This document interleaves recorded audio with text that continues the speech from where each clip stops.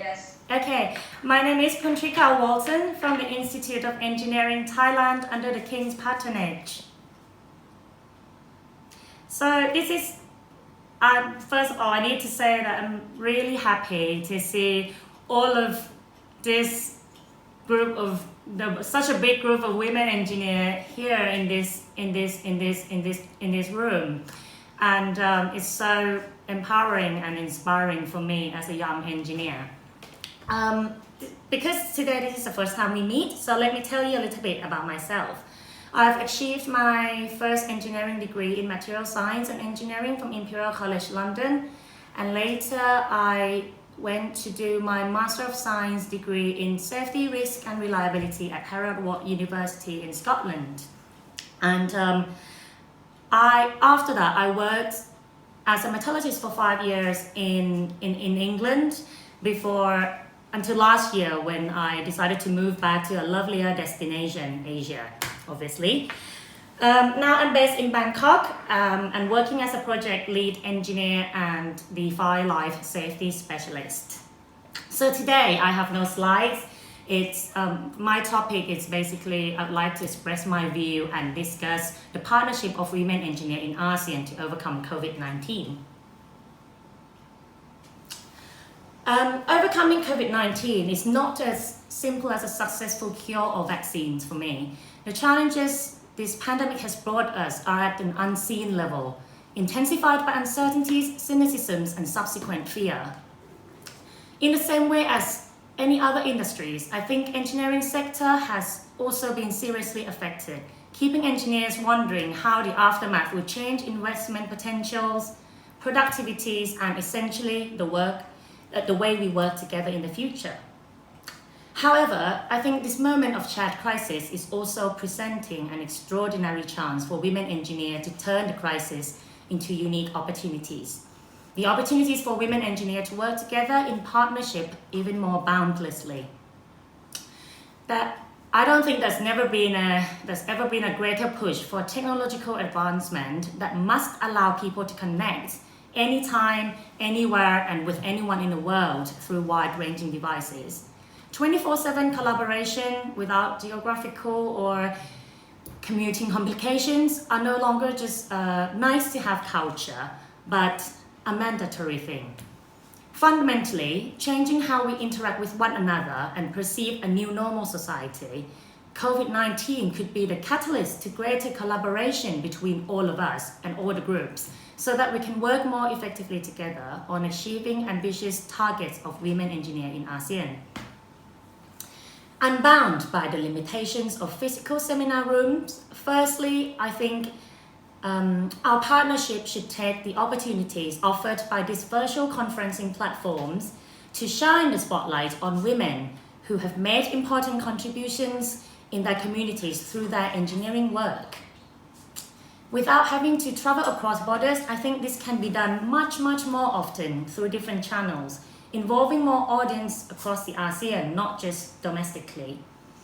Secondly, we cannot talk enough about the benefits of working from home for women engineers. I'm a mother of two myself, and I think it works really well for me. The various unique difficulties encountered by women that we already know is due to stereotypes, work-family balance, maternity absences, poor gender policies in organizations, to name a few, are moderated as working remotely allows more flexibility and true performance-based appraisal, which is really important for women engineers. It is undeniable that COVID-19 has normalized and made working from home more practical for all of us, men and women. Moreover, I feel like the drawbacks caused by social distancing has already been overcome by the elimination of geographical constraint when we work from home. Now, for example, I think now I'm as close to all of you here, my colleagues in Southeast Asia, as those who work in the same organization as me in Thailand. There are no limits to our partnership when it comes to working together as a multinational team. Finally, this outbreak has not only led to a sudden shift in the dynamics of workforce, but also the rise in virtual education prospects. At the Engineering Institute of Thailand, for example, we have been organizing more and more online classes due to growing interest. Apart from the pandemic factors, I think they simply work out better for most. More active mentoring, which is, I think is really important. More active mentoring ensures that prospective female talents or uncovered talents receive access to learning materials, people and networks better, which in turn promotes their career trajectory. I'm sure that all of us representatives here have seen similar patterns in their respective country. And in my opinion, there's no reason why this should only be limited to domestic audience. There has never been a better time. I think we should and we could share our resources.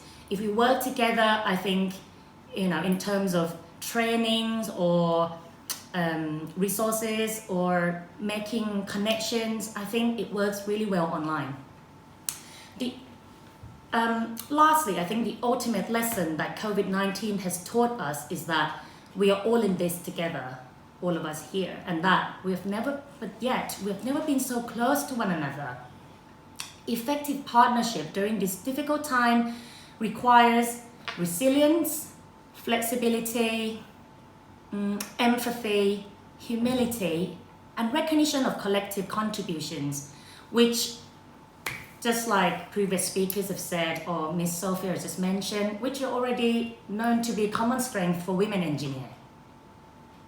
By honoring each other more, or learning more, and most importantly, by supporting each other more, I believe that greater involvement of women engineers amidst the COVID-19 struggle would result in a broader perspective on the crisis and thus pave the way for the richer and more comprehensive solutions to the unprecedented challenges. As the CEO of IBM, Ms. Ginny Rometty says, growth and comfort do not coexist. We should seize this opportunity.